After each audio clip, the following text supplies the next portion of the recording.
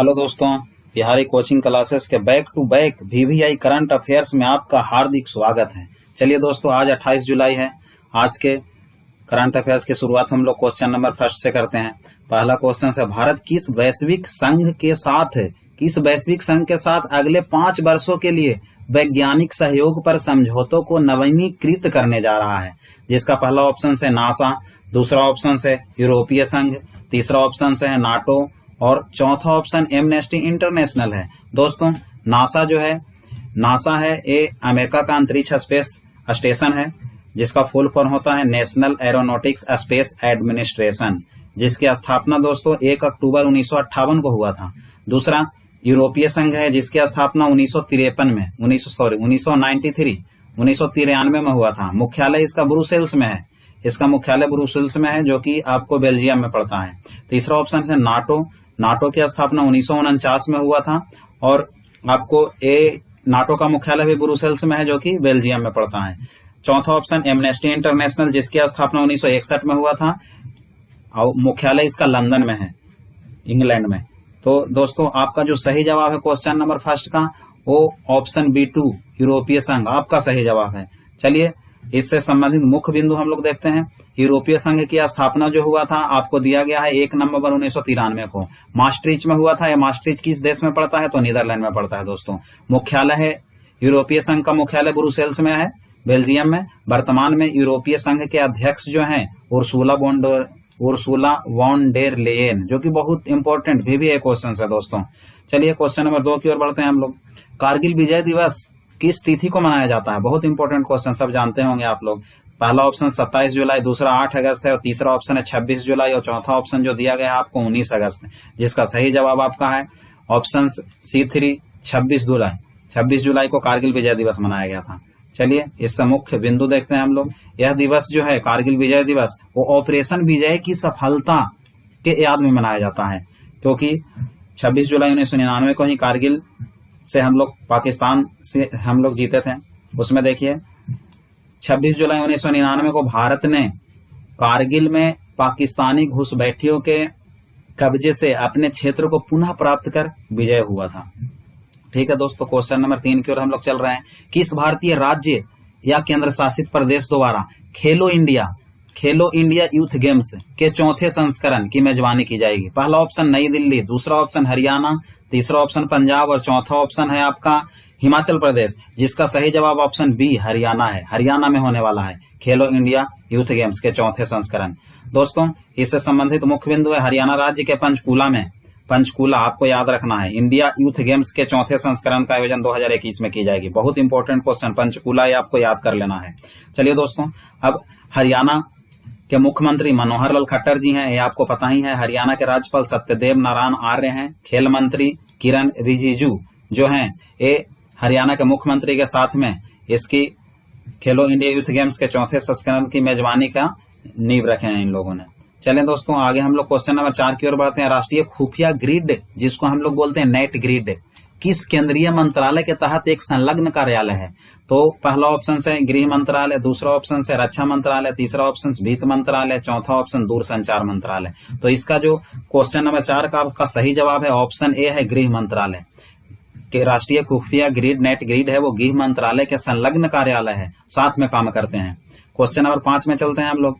भारत किस देश के सहयोग से कोविड-19 के लिए 30 सेकेंड की रैपिड टेस्टिंग किट, मात्र टेस्टिंग जो 30 सेकेंड में हो जाएगा आपका कंप्लीट, किस देश के साथ में विकसित कर रहा है? इसमें ऑप्शन है पहला इजराइल, दूसरा ऑप्शन है अमेरिका, तीसरा ऑप्शन है जापान और चौथा ऑप्शन रूस है। जिसमें आपका सही जवाब आने वाला जो है वो है इजराइल। आपका सही जवाब, भारत और इजराइल दोनों मिलकर कोविड-19 की 30 सेकेंड की रैपिड टेस्टिंग किट विकसित कर रहा है। चलिए दोस्तों, क्वेश्चन नंबर 6 की ओर बढ़ते हैं हम लोग। फॉर्म 26AS, जिसे हाल ही में समाचारों में देखा गया था, यह किस संगठन से संबंधित दस्तावेज है?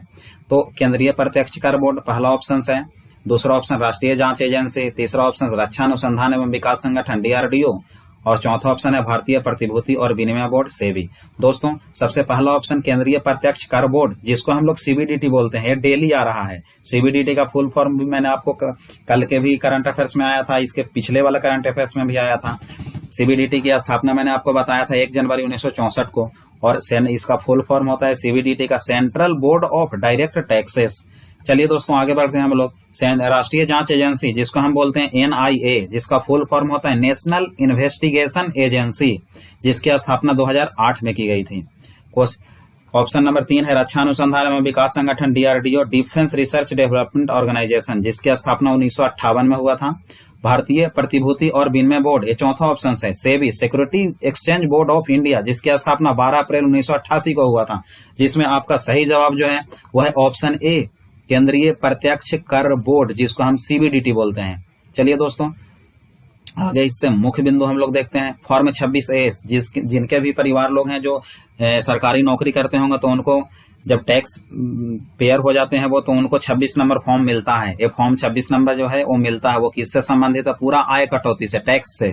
ठीक है, टैक्स कटौती, उसमें पूरा करदाताओं की जितने भी आय है उसका ब्यौरा रहता है, उसके साथ में कितना टैक्स काटा गया है उसका ब्यौरा रहता है। तो फॉर्म 26A, जिसमें करदाताओं की आय पर कटौती किए गए विभिन्न करों टैक्स की वार्षिक जानकारी शामिल होती है। जितने भी नौकरी लोग करते हैं सबके पास रहता है वो चीज, 26 नंबर फॉर्म आता है।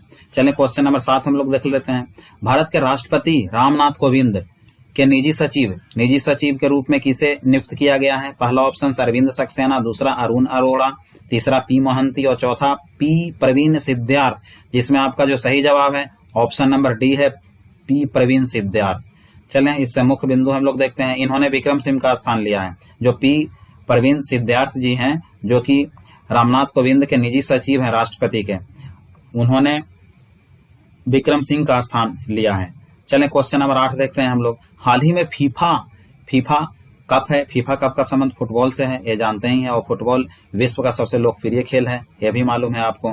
हाल ही में फीफा ने 2022 का विश्व कप किस देश में आयोजित किए जाने की घोषणा की है?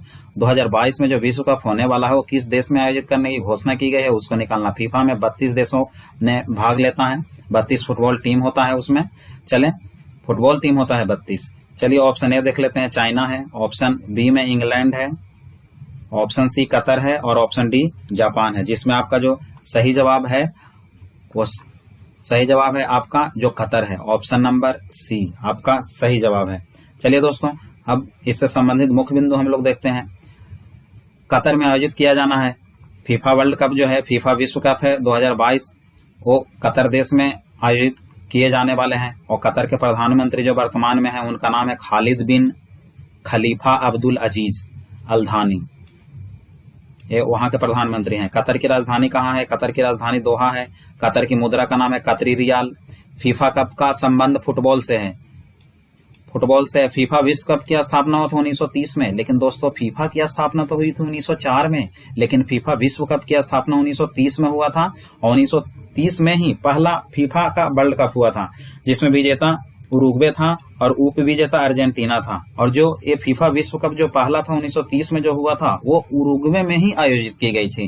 उरुग्वे देश है, उसी में आयोजित की गई थी, और विजेता भी उरुग्वे ही था। चलिए दोस्तों आगे बढ़ते हैं हम लोग।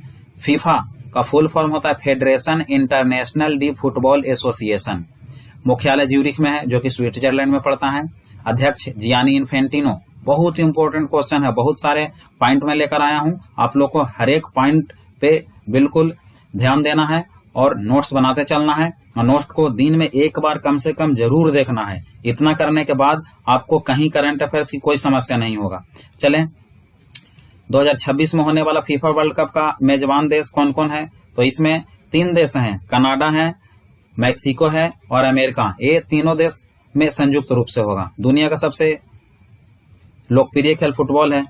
फीफा कप की स्थापना कब हुआ था? तो इसका स्थापना हुआ था 21 मई 1904 का। 21 मई 1904 में फीफा की स्थापना हुआ था। और फीफा विश्व कप की स्थापना हुआ था कब? तो फीफा विश्व कप की स्थापना हुआ था 1930 में।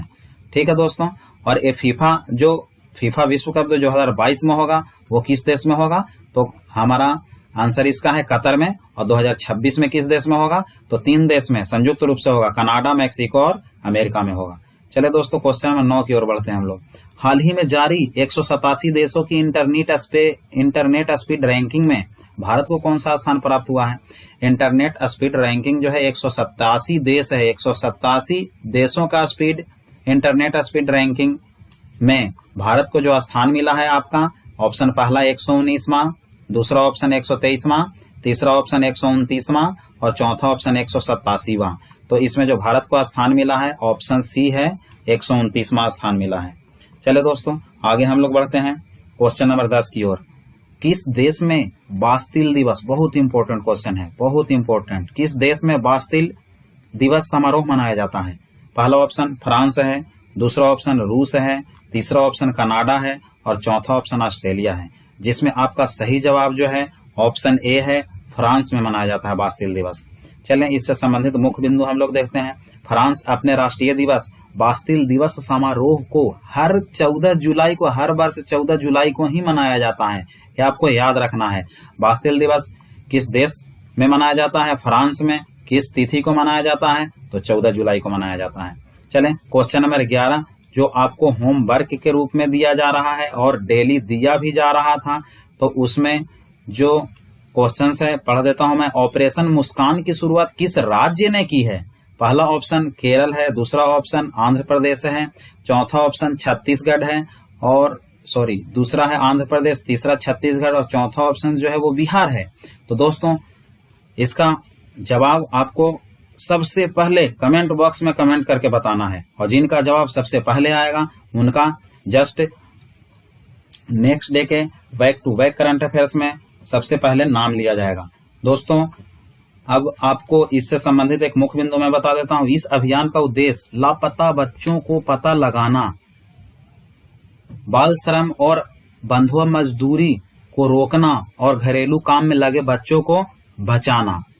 ये है इस ऑपरेशन मुस्कान। ऑपरेशन मुस्कान का जो उद्देश्य है वो लापता बच्चों का पता लगाना, बाल श्रम और बंधुआ मजदूरी को रोकना और घरेलू कामों में लगे बच्चों को बचाना, ये मुख्य उद्देश्य है। जिसका जवाब अब किस राज्य ने शुरू किया है आपको देना है। जो पहले जवाब देंगे उनका मैं नाम लूंगा, लेकिन मैं आपको ये बता देना चाह रहा हूं। अब कल का जो प्रश्न था दोस्तों वो था हाल ही में किस राज्य सरकार ने कोविड-19 के लिए स्वाब परीक्षण प्रणाली शुरू करने की घोषणा की है? इसमें 4 ऑप्शन दिए गए थे। पहला ऑप्शन था उत्तर प्रदेश, दूसरा तमिलनाडु, तीसरा नई दिल्ली और चौथा मध्य प्रदेश। इसमें सही जवाब तो बहुत छात्रों का आया है, बहुत छात्रों का सही जवाब आया हो। सभी छात्रों को मेरे तरफ से धन्यवाद और ऐसे ही आप तैयारी करते रहें। लेकिन सबसे जो फास्ट जवाब आया था, जो आज के विजेता हैं, उनका मैं नाम लेना चाहता हूं पहले। वो है आपको दीपांशु झरानिया फ्रॉम हथनापुर से। चलिए दीपांशु जी को बहुत बहुत बधाई हो मेरे तरफ से। ऐसे ही आगे भी आप जवाब फास्ट देते रहें और सभी छात्रों से मेरा यही कहना है कि बहुत तेजी से तेजी आप सही जवाब दें। जिसका सही जवाब जो क्वेश्चन का था वो नई दिल्ली था, ऑप्शन सी था नई दिल्ली। किस राज्य ने कोविड-19 के लिए स्वाब परीक्षण प्रणाली शुरू करने की घोषणा की है? उस राज्य है नई दिल्ली है, नई दिल्ली ने किया है। चलिए दोस्तों अब हम लोग जेल प्रहरी का वैकेंसी आ गया है, उसके लिए थोड़ा सा मैं कुछ आप लोगों को बता देना चाहता हूं। सबसे पहले मैं ये आपको बता रहा हूं जितने भी सिलेबस हैं जेल प्रहरी में, साइंस है आपको, ठीक है, एमपीजी के भी है, करंट अफेयर्स भी है और उसके साथ में मैथ भी आपको है, हिंदी भी है, इंग्लिश भी है। मैं कैसे पढ़ाऊंगा, कैसे कैसे आपका क्लास लगेगा, उसके बारे में मैं जानकारी दे देना चाहता हूं। सबसे पहले साइंस का daily back to back class लगेगा, एमपीजीके का भी daily back to back class लगेगा और मैथ और न्यूमेरिकल साइंस के जो पहले क्लास चल रहे थे अपने यूट्यूब पे, वैसे ही चैप्टर बाई चैप्टर मैं आगे बढ़ाऊंगा आपको, आप लोगों के लिए। और हिंदी भी मैं स्टार्ट करने वाला हूं बहुत जल्दी से, बस थोड़ा सा टेक्निकल प्रॉब्लम के कारण बस 2 से 3 दिन साइंस और एमपीजीके के जो बैक टू बैक क्लास है उसके लिए वेट करना पड़ सकता है। बाकी के जो अपना मैथ और न्यूमेरिकल साइंस के क्लास चल रहे हैं वो उसमें वेट नहीं करना है, वो तो रेगुलर चलते रहेंगे, उसमें कोई दिक्कत नहीं है। दोस्तों आज क्लॉक टेस्ट का पार्ट 4 और पार्ट 5 अपलोड होने वाला है, जिसमें दर्पण प्रतिबिंब और जल प्रतिबिंब के सभी प्रश्न आपको क्लियर कॉन्सेप्ट के साथ में पढ़ाया गया है, जो आज अपलोड हो जाएगा। ठीक है दोस्तों, बाकी आप अपने चैनल के साथ में जुड़े रहें और सभी मीडिया प्लेटफॉर्म पर चैनल के लिंक को शेयर करें, बेल आइकन को दबाएं ताकि अपने वीडियो का नोटिफिकेशन सबसे पहले आप तक पहुंच सके। जय हिंद, धन्यवाद।